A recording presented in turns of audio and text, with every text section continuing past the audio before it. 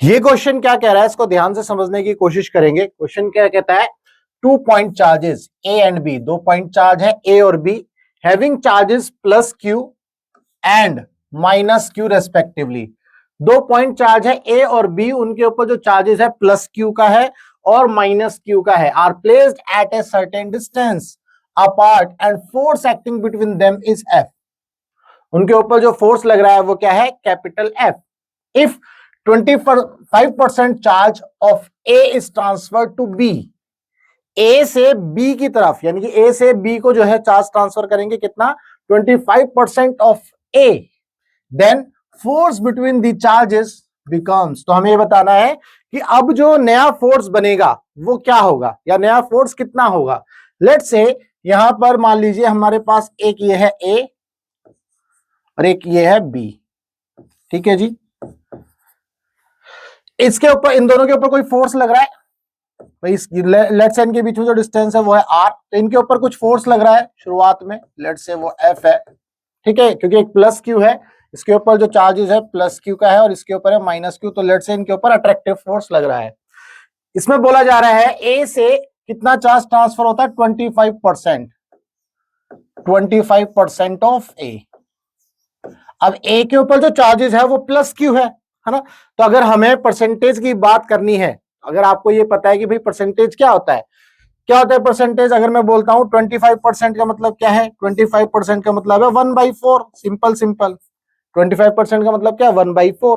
तो इसका मतलब ए से जो चार्ज ट्रांसफर हो रहा है 1/4 ऑफ ए का मतलब यानी कि Q plus Q, that means Q/4 जो चार्ज है वो ट्रांसफर हो रहा है ए से बी की तरफ, और ये चार्ज है प्लस में है क्योंकि ए के ऊपर कितना चार्ज है, प्लस क्यू, तो प्लस Q/4 जो है चार्ज ट्रांसफर होगा ए से बी की तरफ। क्लियर है। तो अब ए के ऊपर नेट फोर्स निकालते हैं, नेट चार्ज निकालते हैं।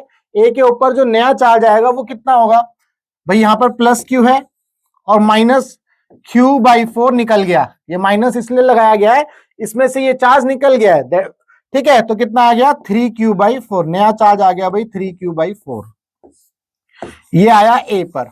और बी पर बात करें तो बी पर नया चार्ज कितना आएगा, यहां पर माइनस क्यू था तो प्लस Q/4 ऐड होगा उसमें, और ये माइनस क्यू था एज इट इज, ठीक है जी। तो नेट चार्ज कितना हो जाएगा, -3Q/4, ये हो गया इसके ऊपर न्यू चार्ज। क्लियर है। तो हमने जो है दोनों पॉइंट चार्ज के ऊपर जो है न्यू चार्जेस निकाल लिए हैं। अब क्या करेंगे, फोर्स निकालना है भाई। फोर्स निकालने के लिए आपको पता है कूलम्ब्स लॉ, कूलम्ब्स लॉ क्या कहता है, F' = K Q1 Q2 upon में R², ठीक है जी। तो यहां से आप क्या करोगे, K तो कांस्टेंट है आपका, R², लेट से इन दोनों के बीच में जो डिस्टेंस थी वो R हमने मान ही ली थी, तो K/R² एज इट इज रहा। Q1 Q2 जो नए चार्जेस आए वो कितने हैं, 3Q/4 और ये भी आया आपका 3Q/4। सॉल्व करेंगे इसको तो K अपॉन में R² और यहां से Q² एज इट इज ले लो, 3 3 9 9 चौक 16, 9/16, 9/16, तो ये F' हो गया आपका। अब आप ध्यान से देखो KQ²/R, ये वो चार्ज, ये जो है वो फोर्स था जब इनके ऊपर प्लस क्यू और माइनस क्यू चार्ज था, तो क्या हम ऐसा लिख सकते हैं F' = F × 9/16, इसका मतलब 9F/16 इज द आंसर। तो सी हमारा जो है सही ऑप्शन है। उम्मीद करता हूं आपको इस क्वेश्चन का जो कॉन्सेप्ट है वो समझ में आया भाई। अब आप थोड़ा सा ध्यान से समझिए कि ना, हो सकता है 25% की जगह 50% भी हो सकता था। मान लो 50% होता तो Q/2 आ जाता है ना, 75% होता तो आप उसी हिसाब से निकालते। तो जो भी परसेंटेज की वैल्यू दी है, लेट्स से 20% होता तो Q/5 आ जाता, तो यहां से Q/5 जो यहाँ माइनस होता हो जाता और बी में Q/5 ऐड हो जाता। ठीक है, तो इस तरह से क्वेश्चंस को फ्रेम किया जाता है। तो आपको कॉन्सेप्ट समझना है और यहां पर बेसिकली परसेंटेज का यूज किया गया है। क्लियर है।